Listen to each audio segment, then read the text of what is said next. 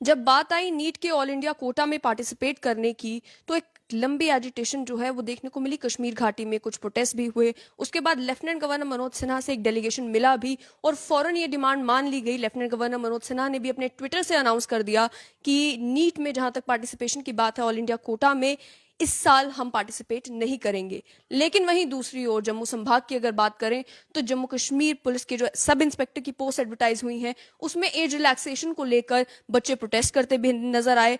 कहीं चाहे धरना प्रेस क्लब के बाहर देना हो, चाहे भारतीय जनता पार्टी के हेडक्वार्टर के बाहर देना हो, हर जगह धरना भी दिया, मेमोरेंडम भी पेश किए, अलग अलग पॉलिटिकल पार्टीज के लीडर से भी मुलाकात की। लेफ्टिनेंट गवर्नर मनोज सिन्हा के ग्रीवेंस सेल में भी चिट्ठियां डाली, अपॉइंटमेंट के लिए समय भी मांगा, लेकिन अभी तक समय तक नहीं दिया गया है। इस पर बात करने के लिए मेरे साथ हैं एडवोकेट अभिनव शर्मा, जो कि भारतीय जनता पार्टी के स्पोक्स पर्सन भी है। इन्हीं से जानेंगे कि जहां डिमांड जो है वो जस्टिफाइड है, जम्मू कश्मीर सब इंस्पेक्टर के लिए जो प्रोटेस्ट करें रिलैक्सेशन के लिए, उनकी भी जो इनका भी मानना है, अलग अलग इंटरव्यूज में इन्होंने भी यही कहा कि डिमांड बिल्कुल जस्टिफाइड है। तो आखिर लेफ्टिनेंट गवर्नर मनोज सिन्हा के पास समय क्यों नहीं है इन बच्चों के लिए? सबसे पहले अभिनव जी यही सवाल कि नीट की बात आती है, कुछ एक प्रोटेस्ट होते हैं, उसके बाद डेलीगेशन मिलने जाता है लेफ्टिनेंट गवर्नर मनोज सिन्हा से और डिमांड मान ली जाती है। वहीं सब इंस्पेक्टर के लिए भी बच्चे प्रोटेस्ट कर रहे हैं, लेकिन उन्हें मिलने तक का समय नहीं दिया जा रहा। तो आप ही की तो पार्टी कहती थी कि अब कोई डिस्क्रिमिनेशन नहीं होगा, अब कोई जम्मू वर्सेस कश्मीर नहीं होगा। ये क्या देखने को मिल रहा है? देखिए, यहाँ तक आपने नीट की बात की। नीट डिफरेंट पैटर्न पे है।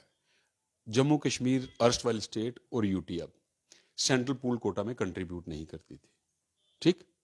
और बेस्ट टैलेंटेड जो लोग सेंट्रल पूल में से जब हम कंट्रीब्यूट नहीं करते थे, फिर Jammu medical college, Kashmir medical college में नहीं आते थे, ठीक।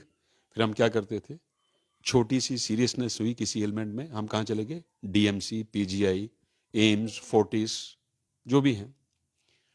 अगर हम सेंट्रल पूल कोटा में कंट्रीब्यूट कर रहे होते पिछले 20 साल से, आज जम्मू कश्मीर के लोगों को बाहर नहीं जाना पड़ता अच्छे डॉक्टर्स को देखने। सवाल है, बच्चों ने डिमांड किया कि हमें समय दिया जाए और उनकी डिमांड मान ली गई। अब ये बच्चे भी डिमांड उनकी ये थी कि हम अभी प्रिपेयर्ड नहीं है इसके लिए, हमें 1 साल के लिए इसमें रिलैक्सेशन दी जाए। ये ऐसा नहीं है कि एलजी साहब ने एग्जाम्प्ट कर दिया for all times to come, साल पार्टिसिपेट सिर्फ 1 साल के लिए, बिल्कुल ठीक। अब यहां तक बात रही सब इंस्पेक्टर्स की। सब इंस्पेक्टर्स के जो एस्पेरेंट हैं, जो एज रिलैक्सेशन मांग रहे हैं, ये मैं आपको क्लियर कर दूं, ये कोई बैग नहीं कर रहे, ये अपना राइट एनफोर्स कर रहे हैं। अभी मैंने कहा कि एलजी साहब सुन क्यों नहीं रहे? सुनेंगे, जरूर सुनेंगे। सुनिए बात, हर एक स्टेट में, हर एक यूटी में जब भी कोई पोस्ट वैकेंट होती है तो हर साल उसकी रिक्रूटमेंट होती है। तो हर साल जो बच्चा एलिजिबल होता है उसको एक चांस मिलता है कंपीट करने का। जेएंडके में अनफॉर्चुनेटली पहले आज से 15, 20, 25 साल से ऐसा होता ही नहीं था।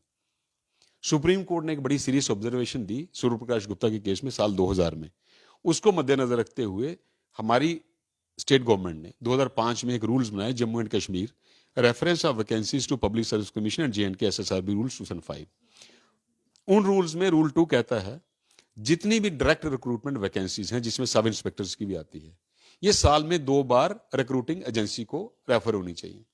अनफॉर्चुनेटली हर एक वैकेंसी एसएसआरबी को जाती है, नॉन गेस्टेड, लेकिन यहां हमारे स्टेट में पुलिस ने अपना एक रिक्रूटमेंट बोर्ड बनाया था, ये उसकी सेपरेट सिलेक्शन करते थे। अब एलजी साहब ने ये ऑर्डर निकाला, उनमें अमेंडमेंट की है कि ये वैकेंसीज भी एसएसआरबी को जाएंगी। लास्ट एडवर्टीजमेंट 2016 में हुई थी। अब 5 साल रूल्स को वायलेट करके एडवर्टाइज अगर वैकेंसीज नहीं हुई, जो बच्चा 21 साल की उम्र में ग्रेजुएशन करके 16 में बाहर निकला, आज वो 26 या 27 का होगा। कई 22 के भी करते हैं, आज वो 28 के हो रहे हैं, ये क्रॉस कर चुके हैं। वो कहते हैं या तो हमें कोई चांस ही नहीं मिला या एक चांस मिला। अगर आप 5 साल लगातार ये वैकेंसी एडवर्टाइज करते तो हमें 5-10 चांस मिलते, क्योंकि 2 बार होनी है मिनिमम। चलो आप 1 बार करते तो 5 साल चांस मिलते। तो वो चांसेस उनके टेक अवे किए गए हैं, वो राइट उनका वायलेट हुआ है। तभी मैंने कहा ये सारी बातें तो जो एसआई के एस्पिरेंट्स हैं उन्होंने भी अलग अलग प्रोटेस्ट में हमारे साथ जरूर शेयर की है। सवाल यही है कि अगर डिमांड जस्टिफाइड है, तो आखिर लेफ्टिनेंट गवर्नर मनोज सिन्हा ना मिलने का टाइम दे रहे हैं, ना मेमोरेंडम की ओर देख रहे हैं, ना कोई ट्वीट आ रहा है उनके हैंडल की तरफ से कि भाई आपकी डिमांड भी मान ली गई। यही प्रोटेस्ट अगर कश्मीर में हो रहा होता, क्या आपको लगता है कि इतना समय लगता? देखिए, ऐसा नहीं है कि जो भी डिमांड मानी गई है वो सिर्फ कश्मीर प्रोटेस्टेंट के कहने पे मानी गई है। नीट में जम्मू के पेरेंट्स भी गए थे। JKS combined competitive examination last year में जो 1 साल की रिलैक्सेशन में गई, तो उसमें जम्मू के बच्चे भी थे। ऐसा नहीं है कि एलजी साहब कश्मीर को किसी और एंगल से देखते हैं, जम्मू को किसी और एंगल से देखते हैं। दरबार मूव कल खुलने वाला है, मुझे लगता है जो आप मुझे पूछ रहे हैं इसी से कोई ना कोई हल निकल आएगा। अगर नहीं निकलेगा तो मैं मिलने जाऊंगा उनके पास, उनको रूल्स भी बताऊंगा और उन ऑफिसर्स के नाम भी बताऊंगा जिन्होंने ये रूल्स वायलेट किए हैं। और होगा ये भी हो सकता है कि अगर एलजी साहब को कन्विंस हो गए, उन ऑफिसर्स के खिलाफ एक्शन भी हो सकती है। बच्चों में ये भी बात चली गई है कि वो आपकी पार्टी के बाहर, हेडक्वार्टर के बाहर आकर धरना तो जरूर देते हैं, लेकिन आपकी पार्टी भी जो है जब तक, जहां तक बात पहुंचाने की बारी आती है, पहुंचा नहीं पा रही। वो फाइलें जो है वो टेबल से इधर से उधर नहीं होती। एक क्वेश्चन आपको करूं, बच्चे बाकी पॉलिटिकल पार्टीज के पास क्यों नहीं जाते? क्योंकि केंद्र में आपकी सरकार है, लेफ्टिनेंट गवर्नर मनोज सिन्हा जो है वो गवर्नर है, लेफ्टिनेंट गवर्नर है जम्मू कश्मीर के, केंद्र शासित प्रदेश है, ये कारण। मैंने आपको कहा पल्लवी जी, गवर्नर, एलजी और प्रेसिडेंट ऑफ इंडिया किसी पार्टी के नहीं होते, ठीक?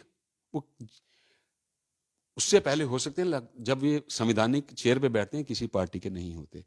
बच्चे लोग इसलिए भारतीय जनता पार्टी के पास आते हैं कि भारतीय जनता पार्टी के कार्यकर्ता काम करते हैं, उनकी बात आगे पहुंचाते हैं। कितनी मानी जाती है कितनी नहीं मानी जाती, इसमें मैं कोई टिप्पणी नहीं करूंगा। 100%, 100% डिमांड्स नहीं मानी जाती, जो जस्टिफाइड हो वो मानी जाती हैं। ये जस्टिफाइड। बिल्कुल जस्टिफाइड है, ये डिमांड मैं कर रहा हूं और मैं इन बच्चों के लिए एलजी साहब के पास भी जाऊंगा, मैं उनको एश्योर करता हूं आपके माध्यम से। What is the way forward now? क्या आपको लगता है कि आपके इस मुद्दे को उठाने से अब इस मुद्दे में थोड़ी हलचल होनी शुरू हो गई? आपको लगता है कि जैसे हर रिक्रूटमेंट में जम्मू कश्मीर में आखिर में देखने को मिलता है कि जब तक कोर्ट का दरवाजा नहीं खटखटाया जाए तब तक जो भी है एडमिनिस्ट्रेशन हिलती नहीं है, कोई भी चेंज आता नहीं है। तो क्या आपको लगता है इस मामले में एडमिनिस्ट्रेशन खुद ही कोई फैसला ले लेगी या इसमें भी आपको कोर्ट का दरवाजा खटखटाना ही पड़ेगा? देखिए, approaching the court is a last resort. जब किसी को जस्टिस नहीं मिलता तो फिर कोर्ट में जाते हैं। मुझे लग रहा है इन बच्चों को कोर्ट में जाने की शायद जरूरत ना पड़े।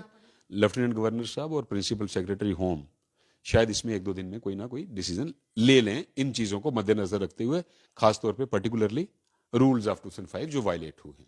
आखिर में अभिनव जी, जिस तरीके से अलग अलग रिक्रूटमेंट के मामले में देखा गया कि चाहे बात हो सिलेबस की, चाहे बात हो एलिजिबिलिटी क्राइटेरिया की, बहुत सारी कंफ्यूजन एस्पिरेंट्स के माइंड में आ जाती हैं जिस समय पोस्ट एडवर्टाइज होती हैं। क्या आपको नहीं लगता है कि ये जितने भी डिपार्टमेंट्स हैं, पहले इन्हें अपना ग्राउंड वर्क कर लेना चाहिए, ये मालूम कर लेना चाहिए कि जिन रूल्स को हम एडवर्टाइज करें, जिन रूल्स के तहत हमने एलिजिबिलिटी क्राइटेरिया बना के रखा है, ये कहीं आउटडेटेड तो नहीं है? क्या 18 साल की उम्र में अगर ग्रेजुएशन का क्राइटेरिया रख रहा हूं तो कहीं वो आउटडेटेड तो नहीं है? ये सारी चीजें जो है, ये ग्राउंड वर्क पहले ही हो जाना चाहिए ताकि जब एक बार पोस्ट एडवर्टाइज हो जाए, ना हंगामा हो, ना शोर हो, रिक्रूटमेंट उसी तरीके से हो जिस तरीके से देश के अलग अलग भागों में होती है। वहां तो ये देखने को नहीं मिलता कि अगर पोस्ट एडवर्टाइज हुई तो बच्चों को सिविल सचिवालय के चक्कर लगाने पड़ रहे हैं फाइल्स लेकर कि हमारा कुछ करें, हमारी एज रिलैक्सेशन का कुछ करें, हमारी ये दिक्कत है, हमारा एलिजिबिलिटी क्राइटेरिया गलत है, हमारा क्वालिफिकेशन क्राइटेरिया गलत है।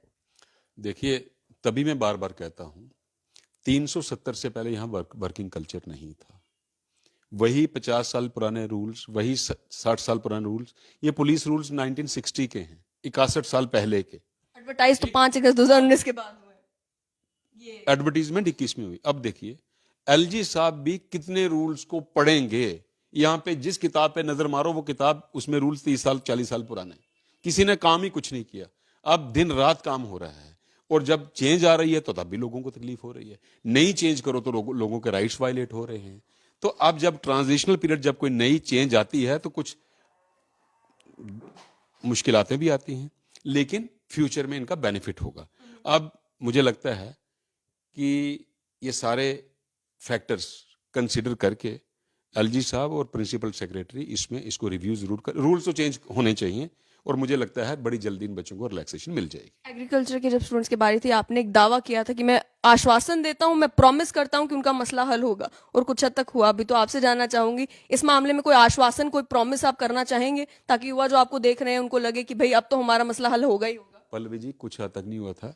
जब वो अपना मसला लेके आए थे तब भी आप साथ आए थे, जब हल हुआ था वो भी बच्चे आए थे और आप भी साथ आए थे। 100% हल हुआ था। 445 लोग प्रमोट हुए थे और जो जिस दिन से कश्मीर वैली के लोग प्रमोट हुए थे उसी दिन से उनको प्रमोशन का बेनिफिट मिला है, ठीक? और मैं आपको अश्योर कर रहा हूं इनके साथ भी जस्टिस होगा। जस्टिस होगा। तो आपने साफ तौर पर सुन लिया कि एडवोकेट अभिनव शर्मा जो कि भारतीय जनता पार्टी के स्पोक्स पर्सन भी है, उनका ये कहना है कि जहां तक सब इंस्पेक्टर्स की एज रिलैक्सेशन का ताल्लुक है, वो जो अभी क्राइटेरिया बनाया गया है इसका ताल्लुक है, जल्द ही जस्टिस इन बच्चों को मिलेगा। और साथ ही में इनका ये भी कहना था कि कोई भी किताब आप उठाकर देख लें, कई सारे रूल्स इस तरीके के हैं जो कि आउटडेटेड हो चुके हैं। बहुत ज्यादा जरूरत है कि अलग अलग डिपार्टमेंट्स में जो लोग काम कर रहे हैं वो ऐसे पोस्ट एडवर्टाइज करने से पहले कम से कम खुद देख लें कि क्या ये रूल्स आज के जमाने में, आज की जनरेशन में, आज के समय के साथ सूटेबल हैं भी या फिर आउटडेट हो चुके हैं। कहीं ऐसा तो नहीं होगा कि एक बार हम पोस्ट एडवर्टाइज कर देंगे, उसके बाद सिर्फ शोर गुल और हंगामा देखने को मिलेगा और वही प्रेस क्लब के बाहर धरना, वही बीजेपी के हेडक्वार्टर के बाहर धरना और वही जम्मू के अलग अलग सड़कों पर जो है नारे लगते मिलेंगे कि ये जो है हमारे साथ बेइंसाफी होगी।